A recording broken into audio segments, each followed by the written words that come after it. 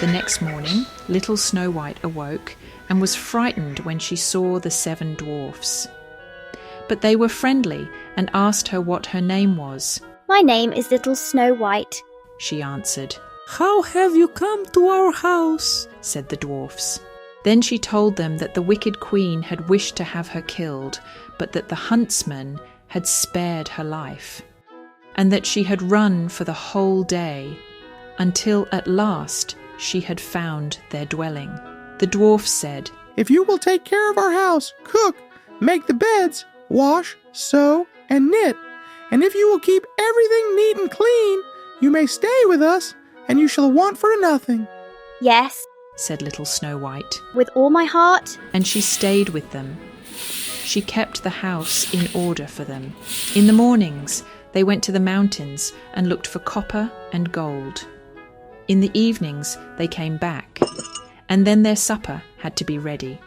The maiden was alone the whole day, so the good dwarfs warned her and said, Beware of the queen. She will soon know that you are here. Be sure to let no one come in.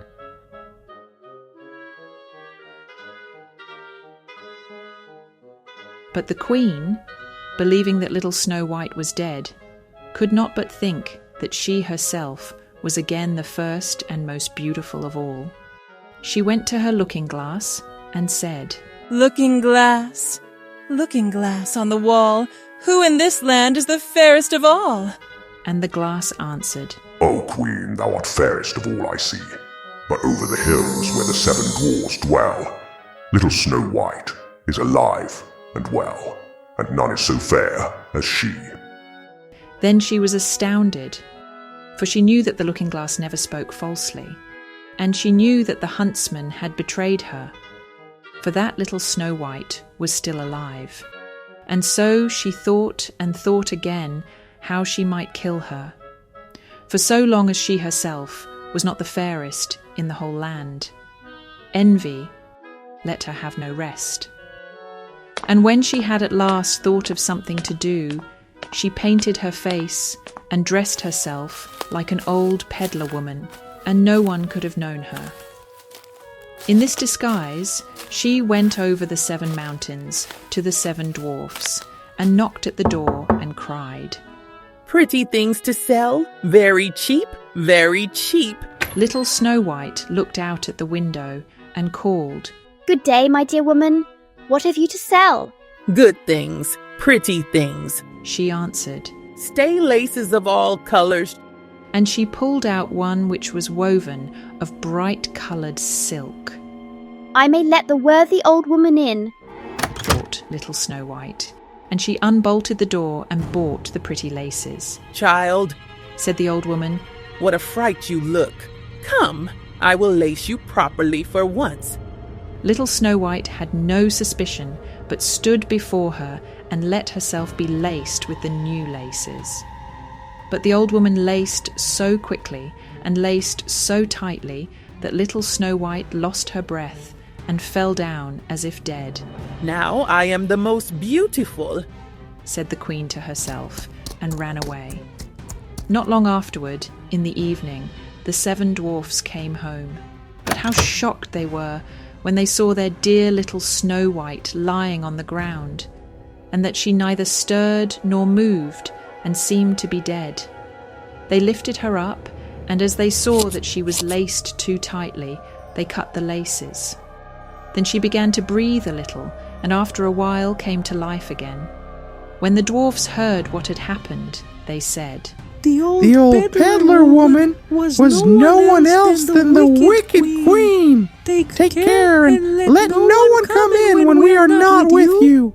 But the wicked woman, when she had reached home, went in front of the glass and asked, Looking glass on the wall, who in this land is the fairest of all? And it answered as before, O Queen, thou art fairest of all I see. But over the hills, where the 7 dwarfs dwell, little Snow White is alive and well, and none is so fair as she. When she heard that, all her blood rushed to her heart with fear, for she saw plainly that little Snow White was again alive. But now, she said, I will think of something that shall put an end to you. and by the help of witchcraft, which she understood, she made a poisonous comb. Then she disguised herself and took the shape of another old woman. So she went over the 7 mountains to the 7 dwarfs, knocked at the door, and cried. Good things to sell. Cheap, cheap. Little Snow White looked out and said, Go away. I cannot let anyone come in. I suppose you may look. said the old woman, and pulled the poisonous comb out and held it up. It pleased the maiden so well that she let herself be beguiled and opened the door. When they had made a bargain, the old woman said, Now I will comb you properly for once. Poor little Snow White had no suspicion and let the old woman do as she pleased. But hardly had she put the comb in her hair than the poison in it took effect, and the maiden fell down senseless. You paragon of beauty, said the wicked woman, you are done for now. and she went away. But fortunately, it was almost evening, and the 7 dwarfs came home. When they saw little Snow White lying as if dead upon the ground, they at once suspected the queen. They looked and found the poisoned comb.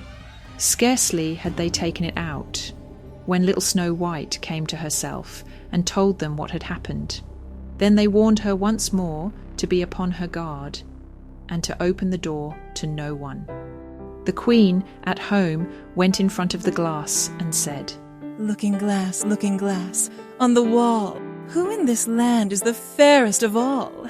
Then it answered as before, O Queen, thou art fairest of all I see, but over the hills where the 7 dwarfs dwell, little Snow White is alive and well, and none is so fair as she. When she heard the glass speak thus, she trembled and shook with rage. Little Snow White shall die, She cried, even if it costs me my life.